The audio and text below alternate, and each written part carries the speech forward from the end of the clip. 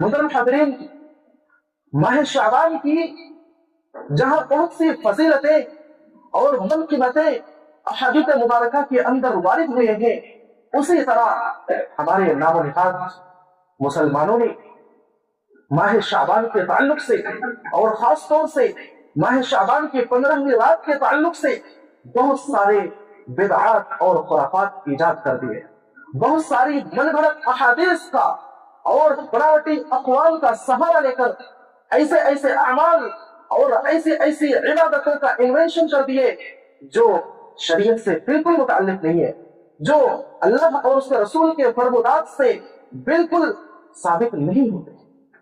محترم حاضرین، آئیے ہم سب سے پہلے شعبان سے متعلق کچھ جانتے ہیں، اس کے بعد پھر شعبان کے مہینے میں جو 15ویں رات جسے لوگوں نے شب برات کا نام دیا ہے، حقیقت میں وہ نام ہی درست نہیں ہے اور نہ ہی اس رات کے لیے وہ نام درست، انشاءاللہ العزیز اس پر بھی روشنی ڈال۔ شعبان کا معنی ہے علیحدہ ہونا، جدا ہونا۔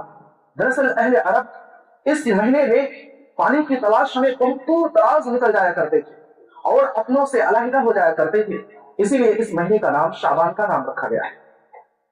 تو یہ تو اس کے پیچھے کی ایک کہانی کی اصطلاح تھی۔ شعبان سے متعلق بہت ساری احادیث ہیں۔ اللہ کے نبی صلی اللہ علیہ وسلم اس مہینے سے متعلق ارشاد فرماتے ہیں کہ اکثر لوگ رجب اور رمضان کے درمیان ماہ شعبان سے متعلق غفلت میں ہیں۔ اس مہینے میں اللہ رب العزت کے وہاں اعمال پیش کیے جاتے ہیں اور میری خواہش ہے، میں چاہتا ہوں کہ جب میرے اعمال کی پیشی اللہ رب العزت کے حضور ہو تو اس وقت میں بحالت روزہ رکھوں، اس وقت میں روزے کی حالت میں رکھوں۔ تو نبی کریم صلی اللہ علیہ وسلم اس مہینے میں زیادہ سے زیادہ روزے رکھا کرتے تھے اور لوگوں کو کہتے تھے کہ اس مہینے میں غفلت نہ برتنا، لاپرواہ نہ ہونا، اس مہینے کو اہم جانو، اس مہینے کو اہمیت دو اور زیادہ سے زیادہ عبادت میں مشغول اور مصروف۔ اسی طرح اما عائشہ رضی اللہ عنہ فرماتی ہے کہ اللہ کے نبی صلی اللہ علیہ وسلم ماہ رمضان کا مکمل مہینہ روزہ رکھتے تھے، اس کے بعد جس مہینے میں سب سے زیادہ روزہ رکھا کرتے تھے وہ ہے ماہ شعبان۔ ماہ شعبان سے زیادہ کسی اور مہینے میں اتنا روزہ نہیں رکھتے تھے۔ پھر اسی طریقے سے اللہ کے نبی صلی اللہ علیہ وسلم خود ارشاد فرماتے ہیں کہ صیام شعبان افضل من صیام الاشهر الحرم لقربت رمضان، لقربت رمضان، رمضان کی قربت کی وجہ سے شعبان کے مہینے میں روزہ رکھنا دیگر اشہر حرم میں روزہ رکھنے سے زیادہ افضل۔ دیگر حرمت والے مہینوں میں روزہ رکھنے میں جو ثواب ہے، شعبان کے مہینے میں روزہ رکھنا اس سے زیادہ ثواب رکھتا ہے اور اس سے زیادہ اہمیت رکھتا ہے۔ اور پھر یہ کہا لقربت من رمضان، رمضان کی قربت کی وجہ سے، اسی طرح جس طرح اور دوسرے فرائض کے ساتھ سنن رواتب ہوتے ہیں، مثلا نماز فرض نماز ہے، اس کے ساتھ سنت مؤکدہ ہے، تو فرض نماز کے بعد سنت مؤکدہ کا ثواب ہے، پھر اس کے بعد دیگر نوافل کا ثواب ہے۔ اسی طرح رمضان کی قربت کی وجہ سے شعبان کے مہینے میں روزہ رکھنے کی اہمیت اور روزہ رکھنے کی فضیلت اور ثواب زیادہ ہے۔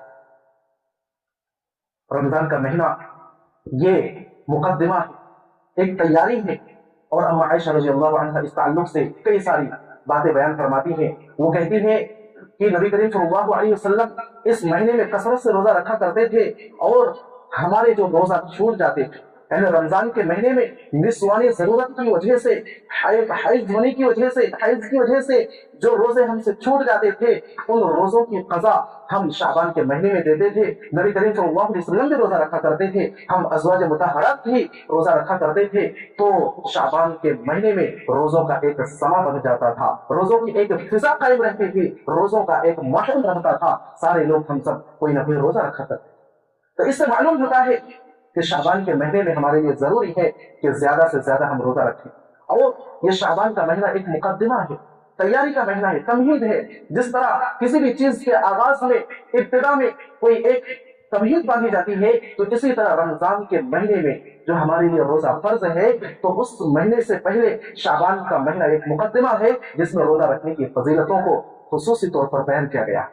ہمارے لیے چاہیے کہ ہم زیادہ سے زیادہ اس مہینے میں روزہ رکھنے کی کوشش کریں۔ اگر بہت زیادہ مصروفیات ہیں تو کم از کم 2-3 روزے تو رکھ لیا کریں، کیونکہ تاکہ یہ مقدمہ بن جائے، ایک تیاری ہو جائے، کیونکہ اس کے بعد آنے والے رمضان میں جو پورا مہینہ روزوں کے ساتھ گزارنا ہے، تو ابھی سے طبیعت بن جائے, ابھی سے عادت لگ جائے کہ ہاں ہم نے روزہ رکھا ہے. ہو سکتا ہے کہ اچانک رمضان میں روزہ رکھنے سے طبیعت بگڑ جائے, ایسا ہو سکتا ہے, ضروری نہیں ہے لیکن ہو سکتا ہے. تو اسی لیے رمضان یعنی شعبان کے مہینے میں کم از کم 2-3 روزے رکھ لیا کر.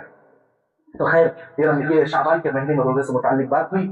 اور ایک بات, جب یہ شعبان کا مہینہ ہمارے لیے مقدمہ ہے, تیاری کا مہینہ ہے, تو ہمارے لیے ضروری ہے کہ ہم اپنے نظام الاوقات میں غور کریں, اپنا جو شیڈول ہے اور روٹین ہے اس میں نظر ڈالیں, تاکہ ہم رمضان کا مہینہ زیادہ سے زیادہ دوسری مصروفیات سے فارغ ہو کر عبادتوں میں مشغول اور مصروف ہو کر گزاریں, اور اللہ رب العزت کی برکتوں سے ہم مستفید ہو سکے, رحمتوں سے اور نعمتوں سے ہم مستفید ہو سکے.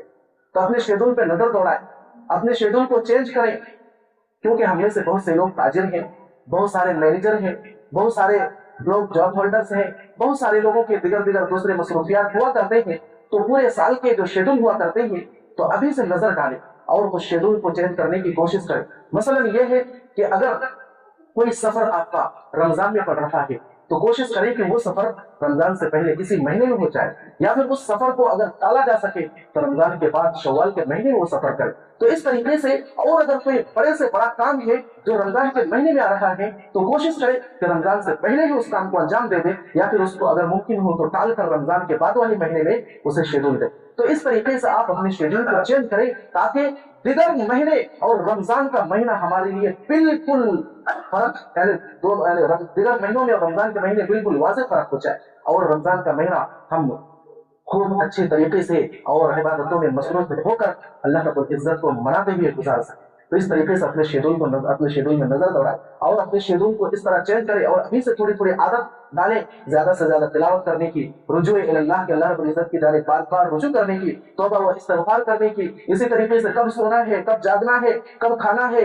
اور کب کیا کرنا ہے. اور اسی طریقے سے رمضان کے مہینے میں کوئی ایک نئی چیز حاصل کرے, اور کوئی نئی چیز حاصل کرے, نئی بات حاصل کرے. مثلا یہ ہے کہ رمضان کے مہینے میں ہم کوئی نئی آیتیں سیکھیں, نئی دعائیں سیکھیں, یعنی جو دعائیں اب تک ہم نے نہیں سیکھی ہے وہ سب سیکھنے کی کوشش کریں, اور اس طریقے سے کچھ صورتیں سیکھنے کی کوشش کریں. رمضان المبارک کے مہینے میں قرآن کریم کو ترجمہ اور تفسیر کے ساتھ ایک بار پڑھنے کی کوشش کریں. تو اس طریقے سے ہمیں شیڈول اور روٹین بنانے کی ضرورت ہے. تو ابھی سے اس کی طرف نظر دوڑائیں, اور جو بڑے کام ہیں ان بڑے کاموں کو زیادہ سے زیادہ نمٹنے کی کوشش کریں, اور زیادہ سے زیادہ اوقات یعنی رمضان کے مہینے میں فارغ ہو کر گزارنے کی کوشش کریں. تو اس طرح کا شیڈول بنائیں.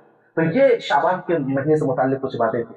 آئیے ہم دیکھتے ہیں کہ شعبان کے مہینے میں ایک رات آتی ہے 15ویں رات, جسے لوگوں نے شب برات کا نام دیا ہے.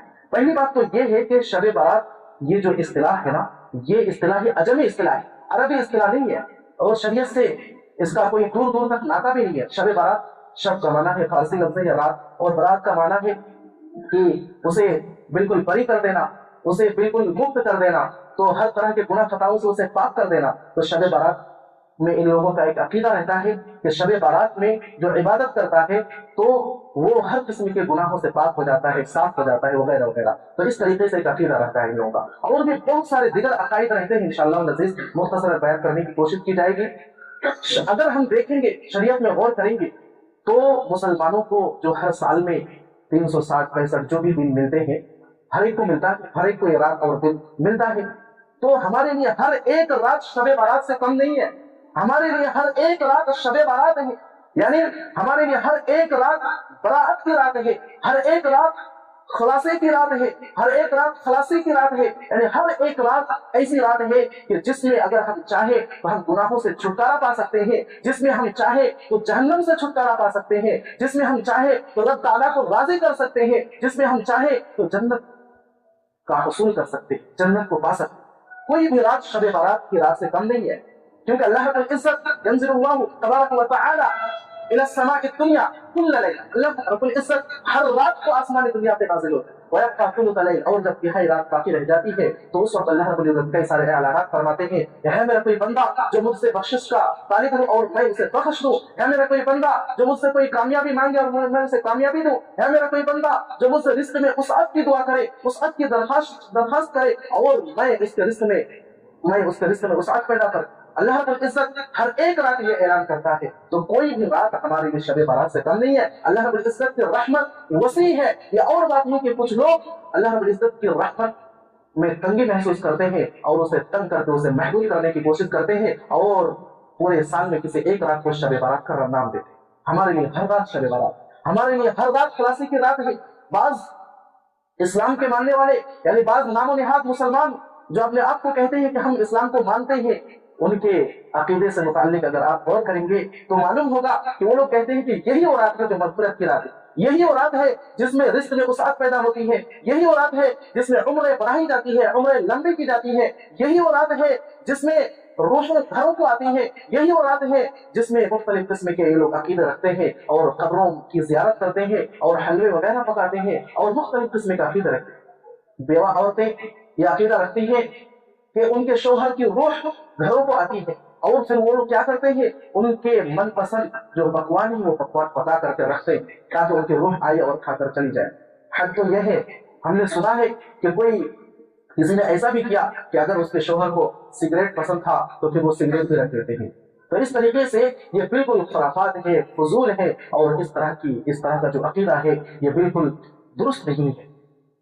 मोहतरम हाज़रीन, जब हम आगे बढ़ते हैं तो पता चलता है कि ये लोग इस रात में चीख चीख कर दुआएं करते हैं और मुख्तलिफ किस्म की नमाजें पढ़ते हैं और उन नमाजों से मुताल्लिक इनका ये अकीदा रहता है कि अगर कोई 12 रकात नमाज पढ़े और हर रकात में 30-30 बार सूरह इखलास पढ़े तो मरने से कब्ल ही उसे जन्नत दिखा दी जाती है और उसके खानदान के 10 अफराद लोगों के लिए वो सिफारिश कर सकता है। नऊज़ बिल्लाहि मिन ज़ालिक। इस तरह की जो हदीसें हैं बिल्कुल मनगढ़ंत हदीस। जन्नत पा लेना कोई यूं ही आसान नहीं है, किसी के लिए सिफारिश कर जाना कोई यूं ही आसान नहीं है। ये तो चोर लोग हैं जो पूरे साल अय्याशियों में डूबे रहते हैं और खाली एक रात को बारात का रात समझते हैं, एक रात को बारात की रात समझते हैं। ये चोर लोग इबादत के चोर हैं। मोहतरम हाज़रीन, जब हम आगे बढ़ते हैं तो ये लोग कई सारी किस्म की नमाजें ईजाद करके रखी हैं सलात अल्फिया के नाम से, जिसमें 100 रकात नमाजें पढ़ी जाती है और हर रकात में सूरह फातिहा 10-10 बार और सूरह इखलास 10-10 बार पढ़े जाते हैं और उनका ये अकीदा है कि इसके बाद हमारी हर हाजत पूरी होती है, यानी ये नमाज पढ़ने के बाद जो भी हम दुआ करेंगे वो तमाम दुआएं कबूल की जाएंगी। जबकि ये सब जितनी भी मनगढ़ंत हदीस है, हमारे उलमा मुहद्दिसीन मुफस्सिरीन कहते हैं कि लैसा फी लैलतिन निस्फ़ मिन शाबान हदीथुन युअव्वल अलैह। शाबान के 15वीं रात से मुताल्लिक कोई ऐसी सही हदीस नहीं है जो काबिल एतमाद हो, जो भरोसे के काबिल हो, जो लायक अमल हो। कोई ऐसी हदीस नहीं है जो काबिल अमल, कोई भी हदीस नहीं है। ये सारी अहादीस मनगढ़ंत, इन लोगों के खुद की तरफ से इजादात में से हाँ पूरे महीने की फजीलत से मुताल्लिक जो बातें आई है वो पूरे महीने से मुताल्लिक फजीलत है। बाकी कोई एक रात को खास कर ले और उससे मुताल्लिक ये कहे कि सूमू लैलहा, सूमू यानी क़ूमू लैलहा व सूमू नहारहा, कि उस रात में क़याम करो और उस दिन में रोजा रखो, तो ये भी उनकी मनगढ़ंत बात। हाँ, इस दिन आप ज्यादा से ज्यादा रोजा रखें और नबी करीम सल्लल्लाहु अलैहि वसल्लम की आदत थी कि आप हमेशा पीर और जुमेरात का रोजा रखा करते थे, अय्याम बीस का रोजा रखा करते थे, यानी चांद की 13वीं 14वीं और 15वीं तारीख का रोजा रखा करते थे। तो इस हिसाब से आप 15वीं तारीख का रोजा रखते हैं तो ये दुरुस्त है। लेकिन अगर कोई खास इस अकीदे के साथ कि इस दिन का रोजा रखना ये 15वीं रात की फजीलत में को शुमार करते हुए रखते हैं तो फिर ये बिल्कुल भी दुरुस्त और जायज नहीं है। हमें इन तमाम खुराफात से और बिदअत से बचने की जरूरत।